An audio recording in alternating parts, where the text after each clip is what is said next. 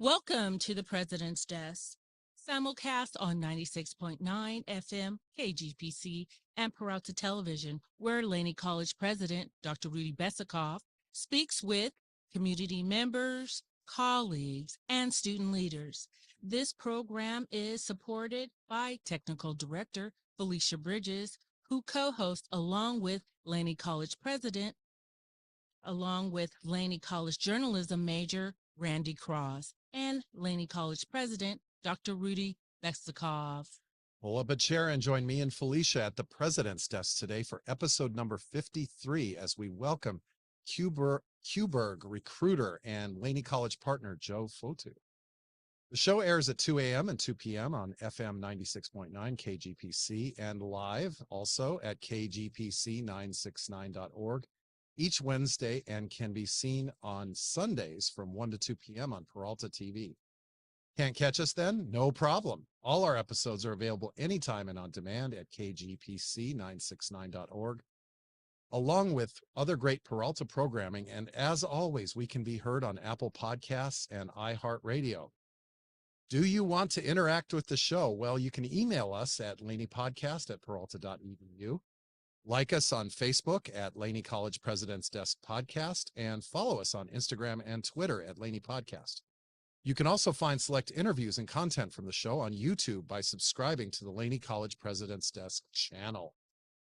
I'm Rudy Besikof, proud president of Laney College, a pillar that has been serving the greater Oakland community since 1927 and has been known as Laney for more than 65 years and where college has been free since fall semester 2022. Like so many things with the president's office, my work is the result of a great team. In addition to co-hosts Felicia and Randy's not with us today, Arlene Lawn Talk books guests for the show for us, with Raya Zion joining us as a show contributor and occasional in-studio guest. But getting things kicked off always is the guru of music, and we'll touch on that later, who always keeps us guessing when it comes to the music played on the show, Felicia Bridges. Felicia, how are you doing today? I'm doing well, Rudy. How are you? All right, we'll get back to that music part in just a minute. But joining us virtually, but always close by for our regular Partners of Laney feature is Raya Zion, who will acquaint our listeners with one great industry partner who offers internships or other opportunities for students, as well as on-campus opportunities. Raya, how are you? Hi, Raya. Hey, Felicia, how's it going? It's going great. Hey, Joe, how's it going? It's going well, Ryan. All right. Okay. Anyway, what do you have for us today, Raya? Let me tell you, I'm really excited about two things. Number one, Kaiser is actively recruiting right now for their summer internship, and it's called KP Launch. They're doing a presentation on site at Laney next week, but will continue recruiting through the beginning of October. So if anyone's interested in any of the Peralta campuses, not just Laney College, if any of the Peralta campuses is listening right now, we put out the word for everyone to contact me at rzion@peralta.edu if they would like to be connected to Kaiser. And Kaiser is recruiting interns for operational skill sets. So office administration, computer science, accounting, it'll be in their administrative offices. Wow, that sounds like a broad spectrum of opportunities, doesn't it, Raya? Yes, and it's a paid internship. So it pays between $20 to $24 an hour for the summer. Wow. So it's really exciting. And they do several career readiness workshops. And it's a good way actually to let the recruiters at Kaiser know that you're interested in working for them. So they're recruiting early, way early for the summer. Okay. Yeah, because what they do is once they settle on the interns, usually around January, they will do some workshops for those interns leading up to the summer internship. Raya, this is going to be a unique opportunity in that it's an opportunity for our students to potentially enter the healthcare industry, especially with a big organization like Kaiser. Any great winning piece of advice you might give to someone who's a potential applicant for a group like Kaiser? Kaiser is a very professional organization. So I would encourage everyone to have me review their resumes and I'll gladly send links out to those interested to apply. But with Kaiser specifically, they take professionalism very seriously Right. in the hospital. So put on your best game when you talk to Kaiser. All right. Excellent. Raya, thank you as always. I know you have a busy day today. Appreciate you stopping by the show. Thank you. One more thing. Oh, you Go have ahead. Go ahead. One more thing. We're putting on a special evening manufacturing event, which, Joe's company would love to attend as well. And I'll tell Joe about it a little later. But it is going to be on October 11th, Manufacturing Month, and we're going to have an evening event. So our shops will be open for people to tour the shops in the evening. A lot of people work during the daytime, or maybe students want to bring parents along. We're going to have a panel discussion about manufacturing in the East Bay, and then showcase our tiny home, because our tiny home is going to be donated to a nonprofit at the end of October. So they could come and look at the tiny home and learn about how it was built, and then tour our shops. So that's October 11th from 5 p.m. till about 8:30 p.m. And just so you know, Raya, I will be there on the 11th at 5 p.m. That's exciting. Excellent. Well, listen, again, thank you as always. I know you have a busy day today and appreciate you for stopping by. Thank you. Take care. Take care. Now, let's go ahead and before we welcome in our guest, let's go ahead and talk about that music thing I teased a little bit earlier. So, Felicia, I gotta ask you. It's always fun to listen when the show airs once after we record, because you put in a lot of music. Yes, I do.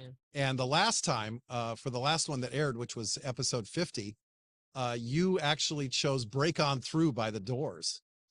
So I guess my question to you is, what goes into your music selections?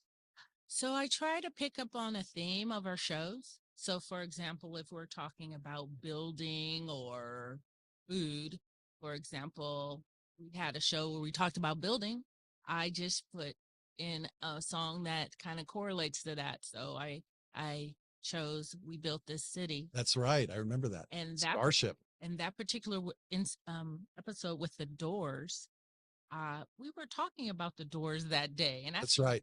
Oh, that would be a good addition. And fortunately, what did not make air was I tried to sing one of the Jim Morrison songs, and Right. yeah, that was. I'm glad that didn't happen. But all right, speaking of the Doors, though, I got to bring in a little music knowledge for you. So we have the Doors, "Break On Through," Jim Morrison, and why in the world would I play this? In the beginning, I believed every word that you said. Now that you're gone, my world's in shreds. Oh, you left. Okay, that's a little snippet of a song called "Silver, Blue, and Gold" by Bad Company. Oh my gosh. And okay. so why would I start a conversation about the Doors and then play Bad Company? Anybody want to take a stab at that one? Joe Fotu, our guest, you're welcome to take $1 million swing if you'd like. Oh man, you're gonna have to enlighten me on that one. Right. Well, me as well. Okay, Right. so one of the Me as most well. famous deceased lead singers in history is Jim Morrison. I think you both would agree. So after he died, Paul Rogers, who is the lead singer of Bad Company, he also was lead singer of a group called The Firm as well as Free. Ray Manzarek and the other members of the Doors actually went to Paul Rogers and asked if he'd be willing to take Jim Morrison's place. And he turned it down. He said, "No, thank you." Yeah, I So- would have turned that one down. So anyway, I don't know if we'll be hearing more Doors today during the show, hint, hint. But anyway, just thought I'd share that bit of That's a knowledge. possibility. That's a So, possibility. Anyway, all right. So seamless transition as we welcome in from Q-Berg, Mr. Joe Fotu. Joe, how are you today? I'm doing well. Thank you guys for having me. All right. It's okay to call you Joe? Yes. All right. So tell us a little bit about Q-Berg. Let's just start right off the bat there. Sure. Q-Berg is a advanced battery tech company that specializes in development and advanced lithium metal batteries, primarily focusing on aviation. What I do there, I help find talent that specialize in certain skills, in the battery space, and help hire them and help them come in and help us build the company from the ground up. Wow, that's amazing. And could you tell us a little more about your role? Yeah, so yeah, my role as a recruiter there, again, I specialize in finding talent that comes in, and whether that's from engineers to scientists to technicians to production technicians that help assemble the batteries, everything kind of in between, and help them get hired at Qberg. But that's what I do. I find the talent, I get them screened, I get them talking to all of our hiring managers, make sure they're a right fit for the company, and get them placed there at Qberg. All right. Before the show, you were asking me where I get my coffee. So I want to actually go start with the morning cup of coffee. Could you just walk us through a typical day that you have as a recruiter? Sure. At Qberg, it's we're a startup, so it's not your average punch in and punch out every day. You come in and some things could change any minute, any day. So kind of just how my day goes. I come in, I check off, of course, I'll check all my emails. I see what response I have from candidates that I haven't processed, but we sync up with our hiring manager, see what's hot right now as far as recs that's ready to be recruited for. And again, it's a everlasting changing environment every single day, so you're always expecting something different. But again, majority of my day is out reaching out to candidates, screening them, making sure they're a good fit culturally as we recruit for culture, number one. And then, the technical part takes care of itself. But it's definitely involving a lot of candidate screens. What do you mean recruiting for culture? So, yeah, it's our culture, and not to, go too in depth, but, we're looking for people that's genuine. One of our core values that we hold dear is at Qberg is humility. We're looking for folks that's humble, that's hardworking, people that come in with no excuses, but come in with their head down and just working. So if you have those core values of being humble, hardworking person, and genuine and kind, and everything else will take care of itself. But that's the type of culture that we have at Qberg, and that's what we're looking for. Joe, I have a question in regards to aerospace industry. What exactly are? Can you explain that, please? Yeah. So, we have folks, that we recruit for that's been in the aerospace industry, with NASA. I mean, again, there's certain things that I can't speak of too much, but folks that's been in that aerospace industry that has those special skill sets, in that industry, we find that very compatible with what we're looking for at Qberg for certain roles.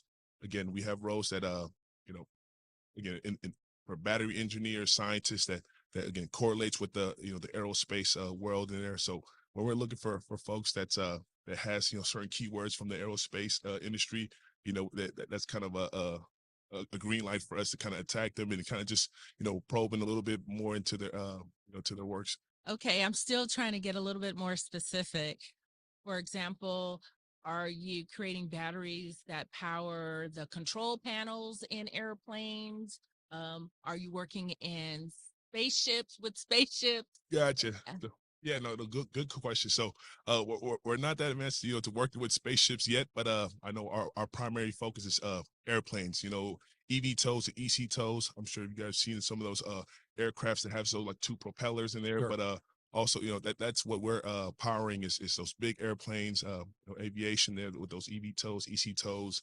But again, those are our primary focus. But again, the spacecrafts, though, that's a little too advanced for us right now. But our batteries, we offer longer, higher energy density, longer lasting performances. That's a lot lighter.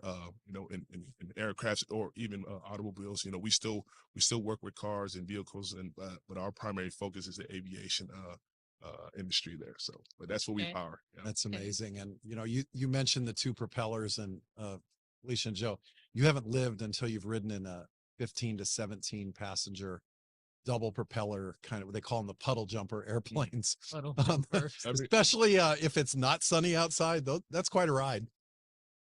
One of these days, I know that's again, we have customers and clients that they make the product, they make those planes, and we're supplying those batteries, those lithium metal modules and batteries out there. And so hopefully one of these days I get to ride in one of those. And Yeah. No, it's fun though. At the end of the day, I'll assure you of that. So, a lot of our listeners are students who are kicking the tires on possible careers.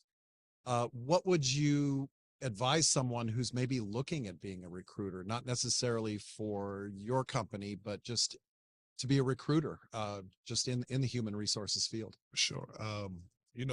As a recruiter, you have to be a personable, have interpersonal skills, be able to, carry conversations and just be able to relate to someone. So, I think also having the attention span of like, keeping those conversations going and related to that person. But I think, if you're kind, you're respectable, respectful, I think, recruiting is it's not as hard as people think it is, and I think it's just kind of the same thing with everything. It's having reps and having those conversations. Great to be welcoming Joe Fotu from Qberg at the President's Desk, heard right here on 96.9 FM, KGPC, and at kgpc969.org.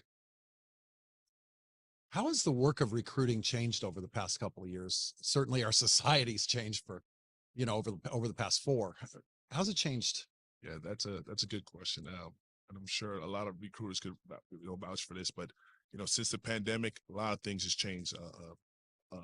In the recruiting world, as far as like, hiring remotely. A lot of folks are working remotely now. Also, virtual interviews, virtual assessments as well from our hiring managers and recruiters. But, again, also ATS systems that we use. That's an application tracking system that we have. AI being built into those systems that help kind of sort out, candidates. When they apply onto our roles. We have like an AI that's kind of built into to this application tracking system that kind of sorts out like who's a good fit for certain roles. Based off like their resumes and the wordings on there, and so that kind of helps us, recruiters kind of funnel through certain applicants, that we think that will be a good fit for the roles, and then we come across them and we see them and we'll be like, okay, this person is good, and we'll share them with hiring managers. And if the hiring managers like them, then we'll start the whole candidacy process with recruiting there. So Excellent. Well, Joe, Felicia, and our listeners and I just smiled as you mentioned AI, because it seems like on every episode of the President's Desk, AI comes up as a topic, and Felicia always has questions for our guests about AI. So I am turning my head to Felicia. I certainly do. Because I'm just, AI is the leading technology that's going to be ruling the world, so to speak. And I'm curious, with the ATS system, is it picking out keywords? Is it looking at the college and university it's going to? What kind of things is this technology picking up on to help you sort out candidates? for sure, good question. And really, like our tracking systems that we use, again, we our company, we like to stay away from using AI.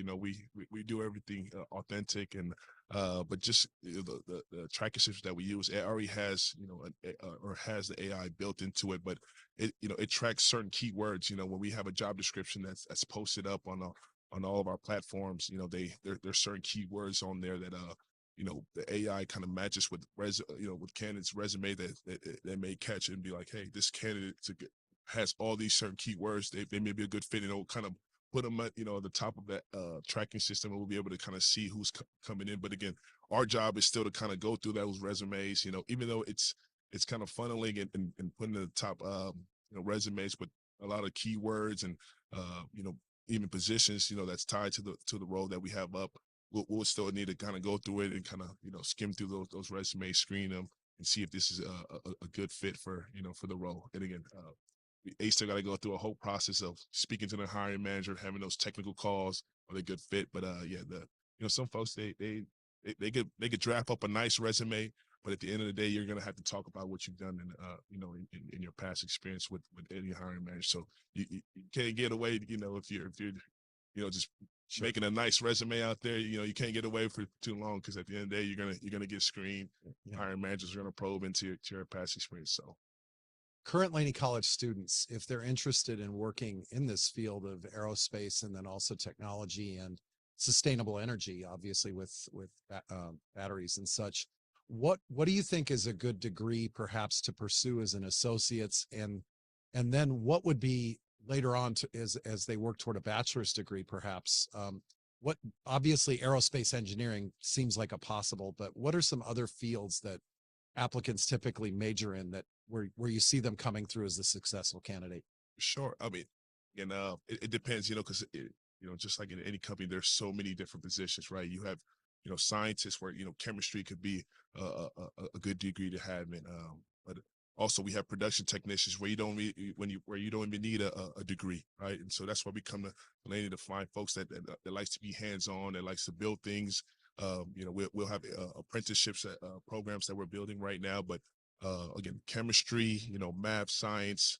Um, biochemistry, a lot of those, that's in their aerospace, but it's it can range from all different fields, but those are kind of some of the main ones that we come across, when we're looking for, you know, certain resumes, again, certain engineers that come in, so biochemistry, all that, math, science, all that comes in there, but it's it kind of varies on depending on which positions that we're looking for.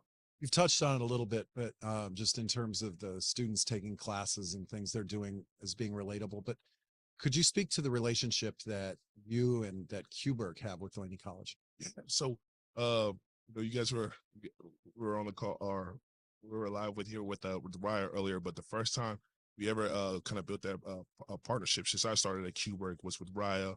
There was a college career fair here. She asked us to come out to that, and my director of people, Eric Roth, him and I came out, and we came and we sold we sold the company to all the students that came across our table. We even one of my defensive coordinator when I was playing here, Johnny Williams, he's teaching now computer science here. He asked, he saw me out here at the college career fair, and he asked Eric and I, could we come to the class and kind of talk more about the company and what we're doing. So we did that, but what we want to do is keep coming out to more college career fairs. We want to offer apprentice programs, internships, even as well, during the summer. But that's what we want to do. Laney's it's played a big role in my life. It's helped build the foundation of where I'm at right now, and it's got me to one of the most innovative companies in the world. So I definitely want to give back here to Laney and the community. So. No, and look forward to chatting with you a little later in the show just about your time at Laney and as well as sure. other things you did in college. But want to go ahead and ask what it is right now that you're finding most rewarding about your job as a recruiter. Yeah, that's a good question. There's a lot of rewarding things of being a recruiter, and especially at Kuberg at a startup. I think one is helping find the good talent that such a niche industry, the battery space, but helping finding the talent that our hiring managers are looking for to help build this company. I think that's one of the things, and then also just contributing to the company's growth. Building the company. Again, we're a small startup, but we're on the rise and we're growing. So I think having that, and then also just helping people advance. Helping individuals advance their skills and the career growth and what they want to do, especially in this battery space. I think those are the most rewarding things for me. When I think battery space, Yep. I'm thinking that the workers will be in these futuristic sort of hazmat spacesuit looking outfits. What Could we get those for the president's desk right? for this show? We definitely we don't need that. not that we need it, but I just think it would look pretty cool. Right. The hazmat edition of the president's desk right Right. here on 96.9 KGPC. And so our labs, I don't spend too much time in our labs, but our engineers, our scientists, when they're going into certain lab rooms, they definitely got to put those PPEs. That's what they call the PPEs. And again, those that's what you see on the movies, the scrubs, the mask, the big suit, the lab coats, even the scrub. They take care of your the shoes all the way from the top down. And so again, I've tried it on, but me being a big person, they gotta specialize the to find some a bigger size for me. But again, I don't spend too much time there. But we definitely have those here for all of our workers that work inside the labs. If you're not wearing the hazmat suit or you're not a recruiter, what are some other careers within QBird that are available to people? So yeah, we have people operations from like strategy analysts roles, positions, even leadership roles that managers, that managers, different projects, project manager roles. But again, it's just like any company, it's not. I know we're a battery space or battery company, so people may be thinking these are just engineers and scientists, but No. it takes a lot, to run the company. So strategy managers all across the board, recruiters, the list goes on. All right. You dropped a word that when we've had other people from industry come on the show, we've Yep. talked about, and that's project management. Yep.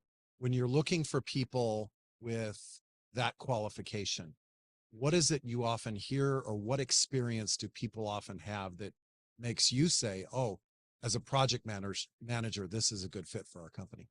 Yeah, so I know. So, to answer this question, so we have 3 recruiters on our team, and we're kind of specialized in certain orgs. So I'm kind of tackling the R&D, research and development and technologies. But then we have one of our recruiters that's kind of taking care of all those, project manager, strategy analyst positions, and so forth, and business operation roles. But anything when especially when it comes to project manager, it's communication. I think it's one big thing that we're looking for, but also just experience is one thing too. I think it's the most important thing. So if they have that on their resume, then our recruiting process, how it works, we do a 1 hour panel presentation when they come in, so they have to talk up on relevant project that they've done in the past, that's relevant to the role, and they need to communicate that in front of a few panel members. So if they're a project manager, they're going to have to talk about a project that they've worked on that's related to the role, and then if their communication gets across to the team, then they'll kind of figure out if this person is suitable or not. But I know communication, it's one thing that's very important for that position. But again, just to reiterate, we have certain recruiters for certain roles, and I know project management is not in my field. So, But you'd be surprised how often when we've had guests on and we ask about what they're looking for, the word communication skills, that term comes Huge. up time and Right. time again. But what I'm also hearing from you is, and I think this one would go across fields, if that opportunity for an internship is out there, take it. yes, That's what I'm hearing, because definitely. experience at the end of the day does have a lot of capital. Definitely, experience rules. It's someone may come in and they may have all these, fancy words on there, but if they don't have the experience, that's related to the position, it can only take you so far. We're looking for folks that's actually done the job, and it has all those skills. But experience definitely will take you a long way. So do you have opportunities for internships at Qbert? We do. We have internships. And again, our website is up at cuber.net. You'll go to the careers page, and then you'll see all the internships. Again, interns for scientists, engineers, even our business ops. But we have all those internships available online at cuber.net. Do you think that that's the recommended route? Particularly someone who's trying to break in, would that be the recommended route they should take? I think is that's through internships. internships for sure. If they're trying to break into the space, I think getting your feet in the door, especially if you have no experience in the battery space, I think it's again, it's getting that experience, firsthand. And we have college students that intern programs. We're partnered up with other universities where their kids are coming in and they're learning about the space. And so I think that's definitely the best route to kind of go is getting your foot in the door with the intern. Felicia, speaking of interns, big shout out to Eric, who's helping us on the board today. He's doing a great job. Absolutely. But- Okay, so Joe, I need to ask you. So I've talked about the benefits, the challenges, what you love about your job. Yeah. What are some of the challenges? What keeps you awake at night? Ooh, yeah, there's a lot of things. First, I said it's it's such a niche, market. It's a small market, especially the battery space, and it's the fastest growing industry, I believe, right now. And so, the competition is huge, and I'm sure a lot of recruiters can vouch for that. What in whatever industry, it's a war for talent. So some there may be a candidate that's out there that one of our competitors are is already speaking to, and so that's kind of one of our challenges, is trying to find the top talent and bring them on board. But for me personally, I think it's when you find a top talent, you kind of take them through the whole recruiting process, and we send out an offer letter, right? We have like a certain duration of when the offer letter expires, and sometimes the hiring manager is just like, this, we need this person no matter what. A little bit of nervous time Right, there. yeah, but it's exciting. It's definitely a challenge. It keeps me awake at night sometimes, where I'm like, we need this candidate. But that's for me, that's kind of one of the most fun, exciting thing about it. It's, again, who could win the war for these top talent. And you know what? I know Felicia's got a burning question for you, but before she asks, so we'll remind our listeners that you're listening to the President's Desk, heard right here on 96.9 FM in Oakland, KGPC, and at kgpc969.org. So the burning question that I had is that, like you said, that you're trying to maybe coax somebody from your competitors, or at least set yourself apart from the competitor. What do you say that makes you unique, and what makes Qbert the company to go to? Yeah, oh, that's a great question. And I think it's just being straightforward and honest, and selling Qbert. Where what we're doing, we're kind of shaking the industry a little bit, with our advanced technology, with lithium metal batteries. Not a lot of people are doing what we're doing, and using the advanced technologies that we have with the lithium metal, and especially primarily focusing on aviation. When I tell that to people, they're so wild, and all, it's like, oh wow, you guys make batteries for electric aircraft. And so selling that, but also just touching up on the the culture that we have at Qbert. It's not all technical, that when we're recruiting. And so I think, again, being a recruiter is being relatable, and having those genuine conversations with them. So what kind of culture? What is the culture? Again, like I said before, the culture is, we want people that's humble, that's hardworking, that come in with their head down, no excuses, and they know what they need to do. They come in and they just work. But again, it's such a tight knit group, at Qbert, where everyone knows each other.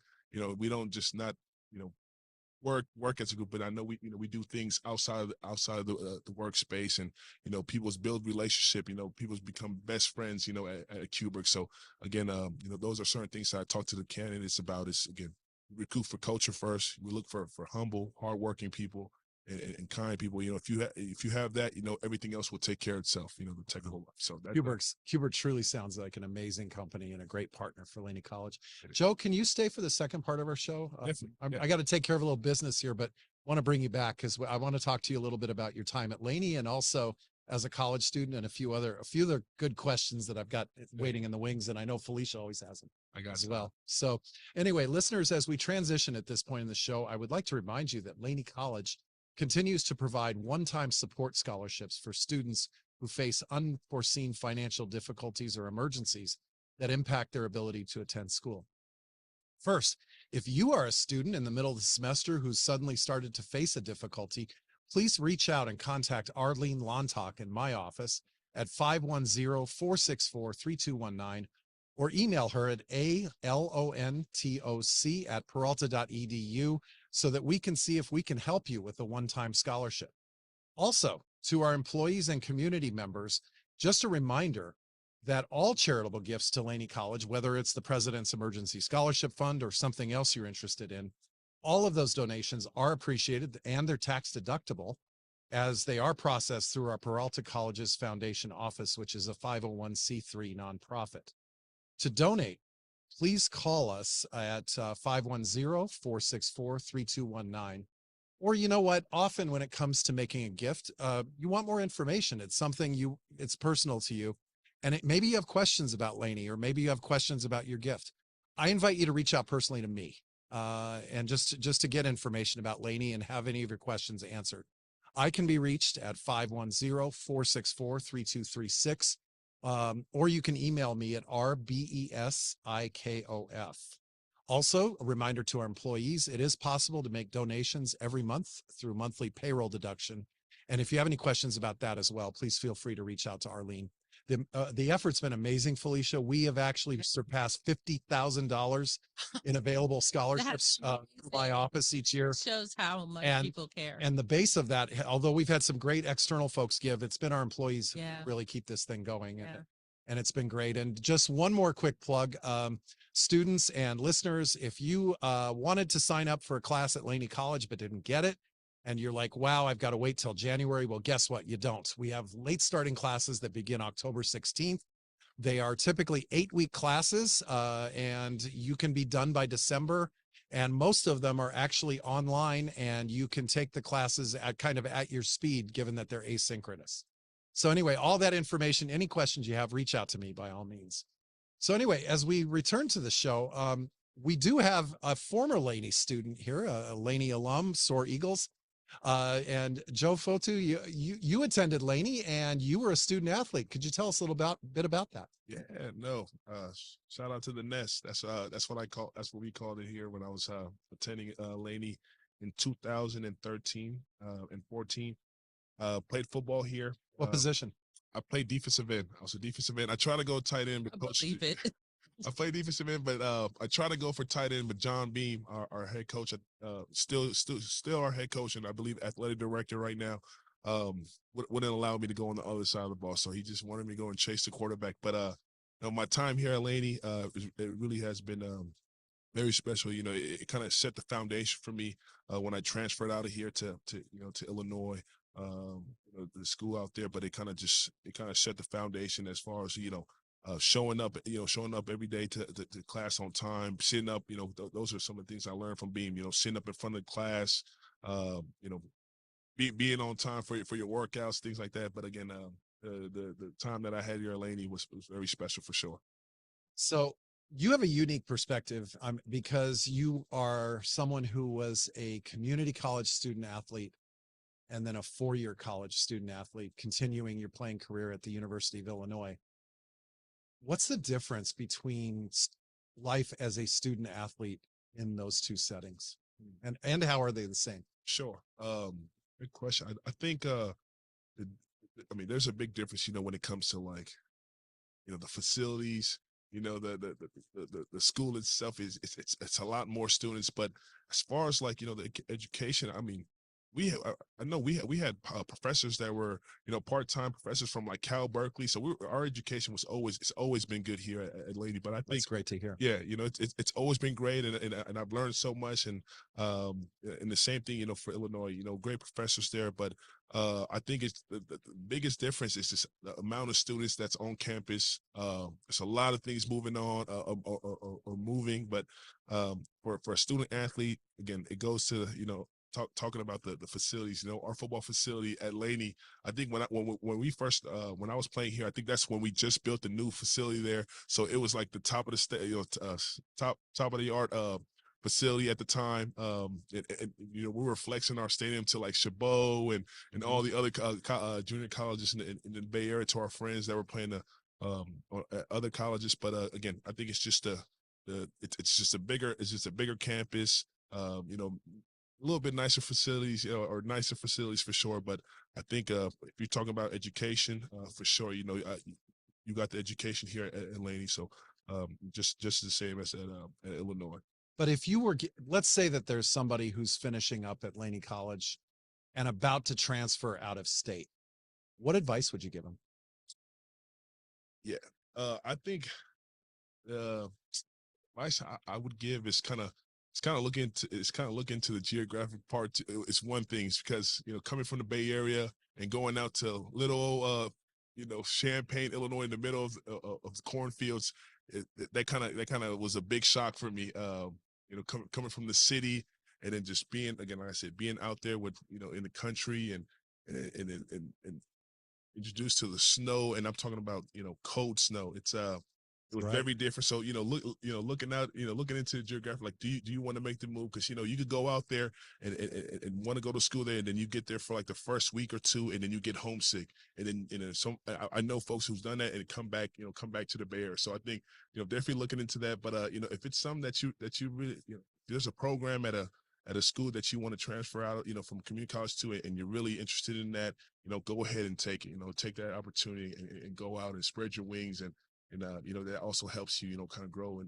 And I know it's helped me grow a lot, but I know the geographic location is definitely very important when looking to transfer out from So Champaign-Urbana is kind of a rural community with a university put inside it. definitely. Yep. Oh. So we're about hour and 45 or about 2 hours from Chicago, Central Illinois, and that's you're literally in the middle. Like when you're driving from Chicago to Champaign, you're just driving through cornfields. And again, growing up here in the Bay Area in the city, it's so different, but definitely rural over there.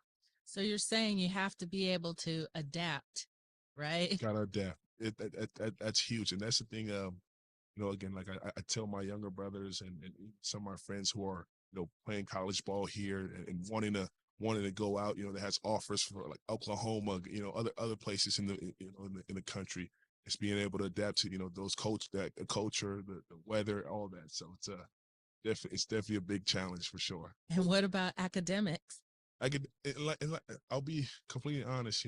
Like when I left Laney, it wasn't hard for me, at Champaign. It wasn't a big transition. It wasn't a big transition. I mean, you're in a classroom with bigger, bigger class students. I mean, students in the classroom.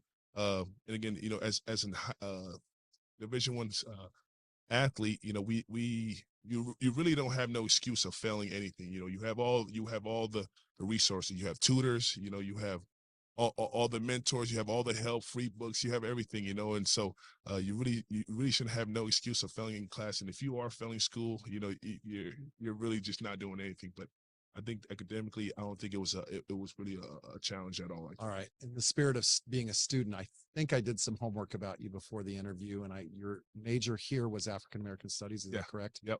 And then your bachelor's was in RST, Recreation, Sport, and Tourism, sports management was the focus, and I thought I wanted to be around sports all my life after I finished playing football, but things don't always go as planned. So if students change their major, it's okay. It's okay. Yeah, definitely. Right. It's definitely okay. It's again, coming from Laney, FM studies to RST, sports management, and then I got my master's in higher education. So it's just it's a lot of change, happening there. So again, it's okay to change, and again, just adapting to a new environment, new studies. But it's that's where I started at. All right. Well, Felicia knows I'm never short on 1980s references, and so I want to put you inside the DeLorean that goes back in time, right? Back to the Future, and you get to go back and see Joe as a freshman at Laney College.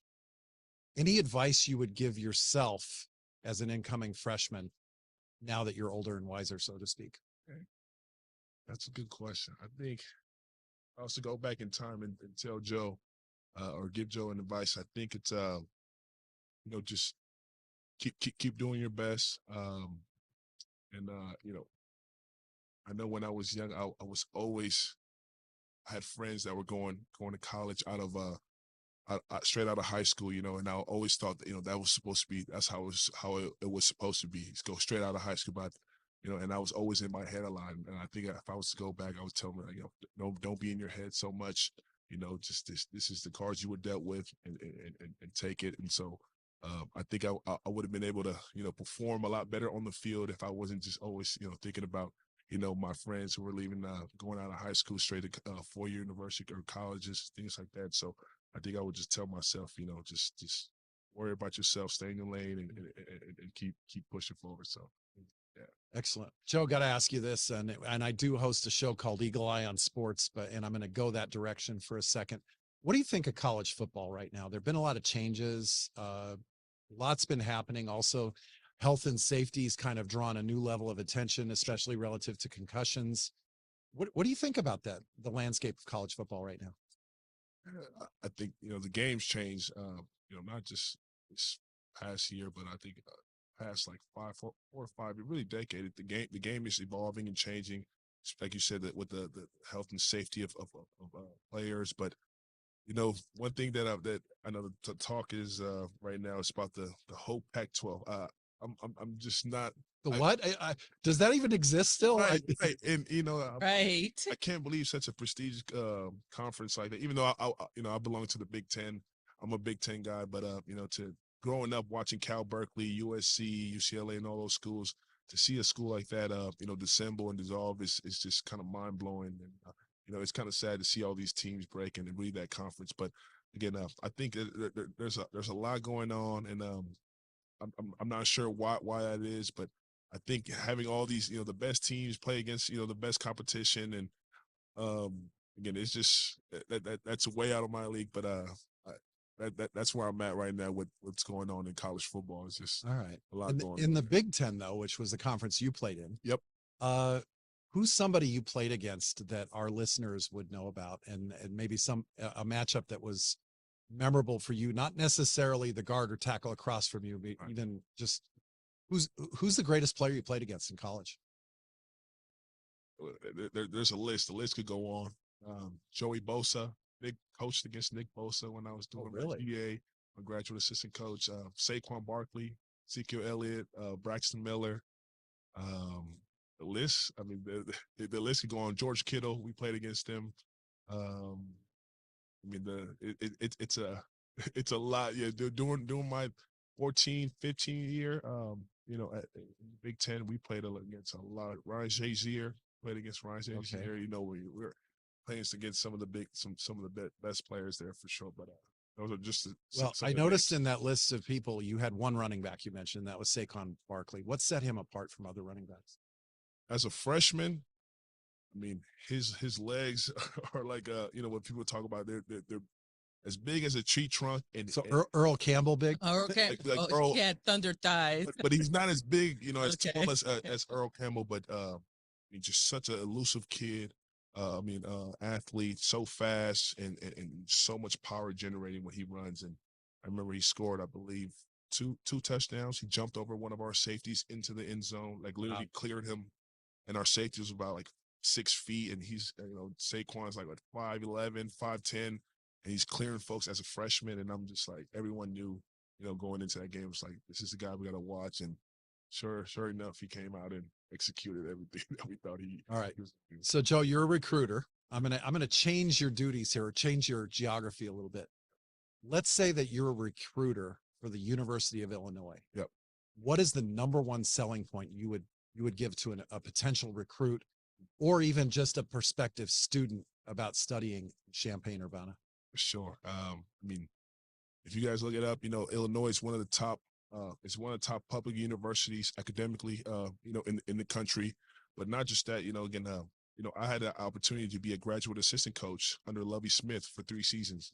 After I finished playing, so part of my job as a GA is recruiting. So when players came on campus, I was the one that's doing tour guides and talking about certain buildings, for certain majors, and touching up on where players hang out. But one thing I would tell about the University of Illinois is first is the staff. Lovey's staff coming in, getting that exposure from NFL guys who knows. It's all about who you know nowadays, and Lovey being a household name in the NFL and having all those connections. It's about who you know. So that was one thing I sold to the athletes. It's like, you'll be able to play for someone like Lovie Smith, and if you do well, Lovie Smith will go to bat for you, and share your profile with coaches in the NFL, and and if you do well, you'll have an opportunity. So yeah, and for listeners, Lovie Smith actually was a head coach in the Super Bowl. Yep, which is amazing. I want to stay on football, but tie it into what you're doing now. What as a recruiter, that football inform what you do now? There you go. How does football inform what you do now? For sure. I think football for sure has played a big role. I think, being a leader on certain teams, as when I was in high school, I was one of the leaders. Here at junior college, Laney, I was one of the leaders. And I think just having that leadership, mentality, could definitely transition into being a recruiter.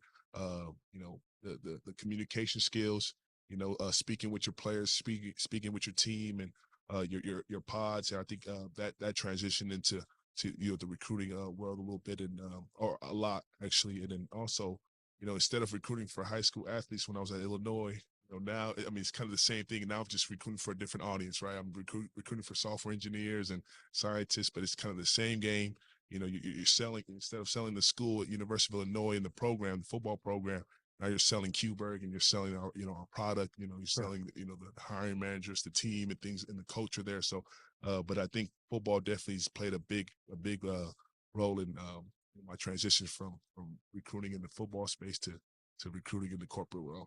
Thank you so much for sharing just your experiences as a student and as a former student athlete. I think that's a lot of what you've shared. Hopefully our listeners can, especially our students, can take a little bit with them as they go along in their day.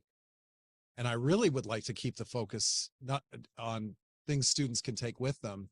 And I'd like to just devote the last 7 or 8 minutes of our show to advice for going into a job interview or applying for a job, and kind of put you in that coaching role, if you will. I guess the first thing, and we talked about the skill sets, and you mentioned communication skills, and then also picking up experience wherever you can, as kind of the two things that are pillars, if you will. But is there a $1 million question in an interview that you think any candidate should be ready to answer? Is there $1 million question that any kid? Yes. I don't think there's one, but I think there's definitely a question where, if I'm talking to a candidate, it's more so kind of a question that they're going to have to elaborate on, but it's just, tell me a little bit about your experience, Tell your story. Tell your story, and then once, when they tell their story, as a recruiter, you're able to kind of, get a good sense and a good assessment of, who they are as a person culturally, and technically from their, when they're sharing their experience. But I think that's kind of the main thing is just, tell me a little bit about yourself, tell me your story. And then once they share all that information, as a recruiter, you'll get a better feel for who this candidate is and what they're really interested in looking for. Okay. Thank you. Let me ask you this though. And because for me, what changed my life and brought me to community college was a job fair. That really was it. I met my future department chair at the LAX airport. I think there's a Hilton or Marriott there. They had a job fair for community colleges. I met him and that changed my life. Wow. I mean, it really did. I became a Long Beach City College employee because of that day. Beautiful. But for a lot of people, they think they get ready to go to a job fair. What do I wear? What do I say? What do I bring? Right. Any good rules of thumb there?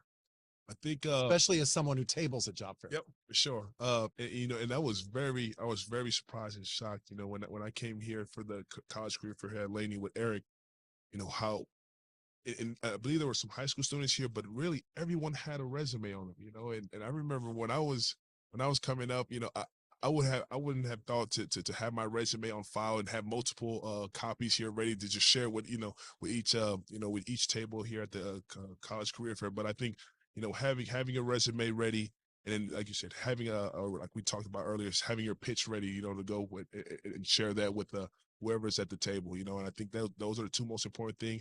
You don't need to come out in a suit or tie, I mean, kudos to you if you do come in a suit and tie and you're there. That's beautiful. But again, we like to hear more of your experience, your story, and then a resume is always good. So we get you can take that back, and if it's a memorable conversation, we'll know exactly who that was, and we'll have the information on the resume to reach out to. Those are some of the things I would give an advice to someone coming to a college career fair. What about when it comes to searching for a job? Any advice you'd give there? Just as someone starts looking, I mean, of course there's Indeed, but yep. I think one of the big platforms that we use as recruiters is LinkedIn.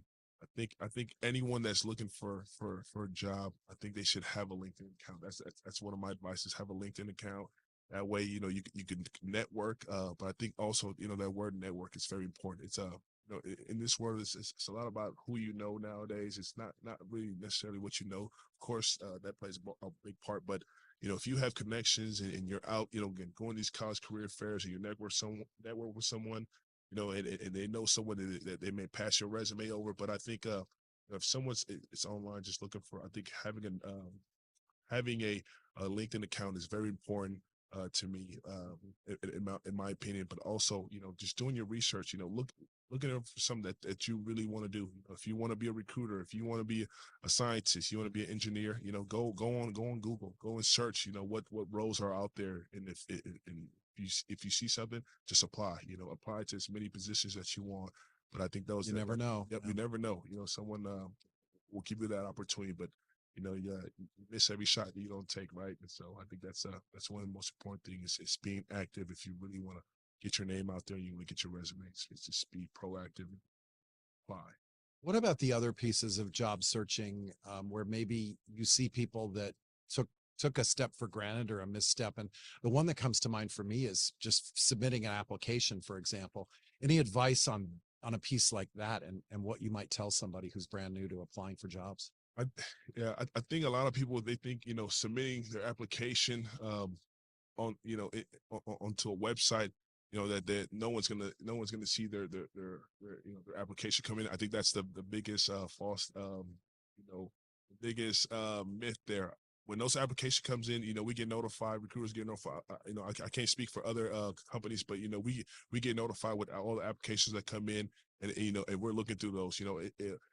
It kind of saves us our job, of us, sourcing and actually going out to find, if there's someone that's really good that's in our backyard here at the Bay Area and they submit their application, that's going to eliminate us, going out and trying to find, those key. Who knows? We may find the right person here, right in our backyard that submitted. So again, So you're saying listing something as simple as an address, making sure you get it on there. Yes. Just because that says, okay, this person's in San Leandro, we could go get them now. They're in Alameda. They're in Oakland. For sure. Yep. Something that's we want to find talent here in our backyard. That's our first resort at Cuba, at least at Cuba for sure. So in closing, Joe, if people want to reach out, learn more about Cuberg or get in touch with you, what's the best way to do so? Yep. We have our website up at cuber.net. We submit if you want to get in touch with me. My email's at joe, so joe.fotu, joe.fotu at cuber.net. Send me a resume, send me a quick little pitch about what you're looking for, what you're looking to get into, in the battery space, or just in the corporate world. I'll be able to sync up with you and talk there. But again, that's my communication platform. There's the joe.fotu at cuber.net.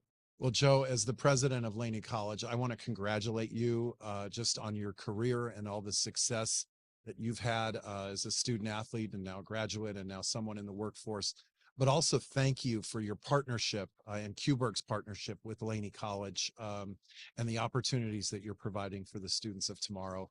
And absolutely would love to have you back sometime. Awesome. Thank you, Rudy. Thank you, Felicia. Thank you guys for having me, and looking forward to the future for sure. Excellent. Awesome. So listeners, as we wrap up another edition of the President's Desk, we want to thank our Peralta TV audience as well and our listeners up and down the great state of California, from as far north in the 717 and the 530, all the way down to SoCal. Big shout out in the 619, as well as our listeners right here in the 510, tuning in each week from Lake Merritt, Oakland, Chinatown, downtown Oakland, West Oakland, East Lake, Fruitvale, Diamond, North Oakland, Adams Point, Central Oakland, East Oakland, the Oakland Hills, Montclair, Piedmont, and of course, all those great Laney students and colleagues listening to us on campus today. Felicia, as we close up shop at the President's Desk, straighten up the chairs and turn the light off on today's program. Great job as always, and please take us home. Sure. Shout out to Laney football and shout out to Cuberg. And thank you, Joe, for joining us. Thank you for having me. Thank you for tuning in to the President's Desk, a program available on radio, television, and podcast, hosted by Laney College President, Dr. Rudy Besikof. It airs each Wednesday at 2 a.m. and 2 p.m. on 96.9 KGPC, and viewers can watch the show in its entirety on Peralta TV Sundays at 1 to 2 p.m.